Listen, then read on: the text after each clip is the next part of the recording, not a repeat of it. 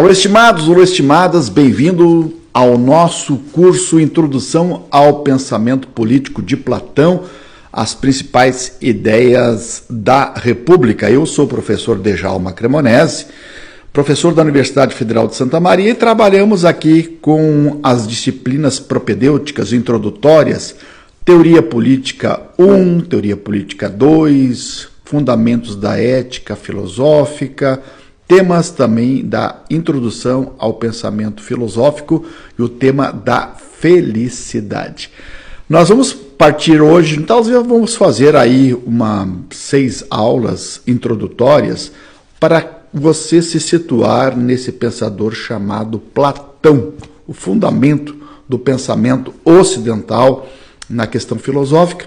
E ele está aqui nesse livro que eu organizei agora do ano de 2017, ou 18, 19, não lembro agora, que eu terminei de compilar, e você encontra um capítulo especificamente só sobre Platão, e eu vou sintetizar para vocês nessa primeira aula. Bom, sempre quando eu dou aula para os meus alunos, eu primeiro contextualizo o autor, de onde ele nasceu, qual era a sociedade, qual era a geografia, qual era o tempo que ele se encontra. Então, quando a gente fala de Platão, nós temos que voltar ao passado, aproximadamente 500 anos ainda antes da nossa era ocidental. Mas vocês vão dizer, professor, por que nós vamos estudar um teórico tão antigo? Olha, porque Ítalo Calvino tem um livro que ele diz assim, por que ler os clássicos? Os clássicos, eles são sempre atuais, escritos, quem sabe, há 2.500 anos. Ao ler a obra República de Platão, você vai ver que as ideias de Platão, lá de 2.500 anos, ainda são úteis, ainda tem um sentido, ainda tem um significado para nós hoje. Por isso é importante ler os clássicos da filosofia, os clássicos da política. Valeu? Então vamos lá, vamos contextualizar. Platão é esse que vocês estão percebendo aqui, ele sempre vai aparecer com essa imagem nos livros de história. A herança da filosofia de Platão perpassa todo o Ocidente. Todo mundo estudou Platão. Principalmente Santo Agostinho, por meio da sua Cidade de Deus, Cidade dos Homens, a tradução cristã da República de Platão, diz o Werner Jäger, esse estudioso da filosofia clássica. Werner Jäger, vocês têm que ler também a paideia que aparece o livrinho aqui. Vou dando dicas para vocês, para incrementar um pouco a leitura de vocês. Bom, Platão todo mundo sabe que é um apelido, né? O homem dos ombros largos, robustos, Platão. O nome dele era Aristócles, mas nós conhecemos ele como Platão. Nasceu em 427, ainda antes da nossa era, e faleceu em 347. Ele viveu no século V, então antes da nossa era, e ele é conhecido como viveu no século de Péricles. Péricles é esse que você está visualizando aqui. Platão foi contrário à democracia, porque quando Sócrates, Platão e Aristóteles vivem, a democracia já está viciada. A democracia diz que na época antiga durou 200 anos, mas a democracia dos gregos tem pouco ou nada a ver com a democracia que nós estudamos hoje. A democracia antiga, a democracia direta, de homens, de aristóios, nobres, então não tinha votos, não tinha representatividades, era pouca gente que tomava decisões políticas, mas para a época, claro, é um avanço, né? Então ele viveu o século de Péricles, o século da democracia, o século da Guerra do Peloponeso, aquela que Atenas e Espartas, a mesma nação, né? Os gregos, mas se digladiando entre eles. Esparta, muito mais guerreira, muito mais militarizada, treinada para a guerra, e Atenas, mais cultural, mais filosófica, mais artística, né? Deu no que deu. Atenas, claro, foi destruída por Espartas. O Platão é um discípulo do Sócrates. O Sócrates é o grande pensador, que nós vamos fazer um cursinho também só sobre Sócrates.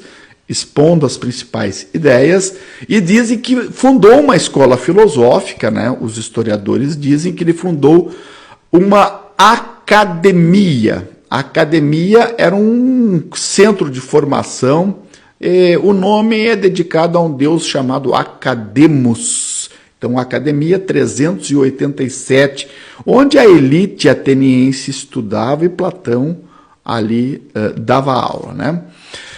Ele procurou desempenhar um papel político, foi convidado por um rei de Siracusa para ser um meio, como é que eu vou dizer assim, um auxiliar, uma pessoa que pudesse consultar, um conselheiro, né? Mas dizem que não durou muito tempo, que para Platão ele ficou mais na análise política, na reflexão política, do que propriamente ser um político. E essa diferença vocês vão perceber.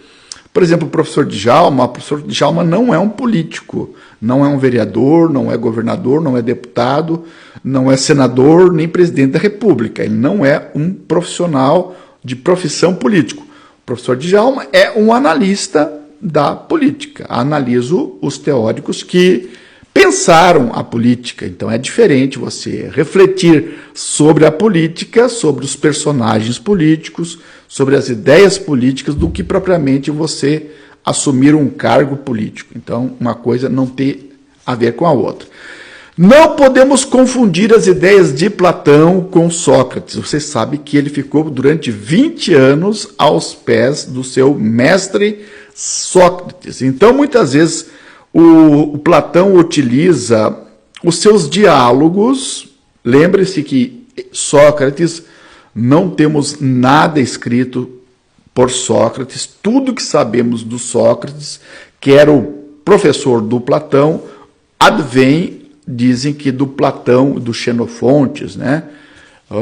Que discutiram as ideias de Platão, de Sócrates, e colocaram nos diálogos. Então, Platão utiliza o diálogo, chama um médico, chama um poeta da época, um político da época, ouve, coloca palavras na boca dos interlocutores e chama o Sócrates para refutar os argumentos. Lá no final, sempre vem Sócrates. Quando Platão coloca Sócrates para falar, é Platão que está falando. E dizem que Sócrates é que coloca a ideia de Platão, que eles combinam muito bem. Então, não confunda as ideias de Platão e Sócrates dos seus oponentes, pois ele dá voz aos oponentes para refutar com a boca de Sócrates. O Platão também é conhecido pelo seu idealismo, o mundo das ideias. E Platão ele tem esse fundamento de que o ser humano nasce, o conhecimento é inato, o mundo das ideias já está presente e que basta nós recordarmos aquilo que, através da teoria da recordação, que ele chama, que é a teoria da reminiscência, aquilo que está escrito, está plantado, a ideia de beleza, a ideia de política ideal, a ideia de árvore que está na nossa mente, plantada, basta você recordar aquilo que está dentro de você para você conhecer. É uma teoria de Platão. Ele estudou matemática por muito tempo, 10 anos, diz que... Bom, você sabe que nosso fundamento da filosofia, ela abrangia todas as áreas que, na modernidade, ela foi fragmentada. Então, a filosofia é a mãe inicial da matemática, da astronomia, da geometria, da astronomia, todas as áreas da medicina, todas as áreas antigas estão subordinadas à ciência-mãe, que é a filosofia. Ele foi defensor também da sofoclacia, os mais sábios vão governar, e ele dá o exemplo do navio. Lá em cima estarão os sábios filósofos, no meio os guerreiros, e lá embaixo os escravos. Valeu?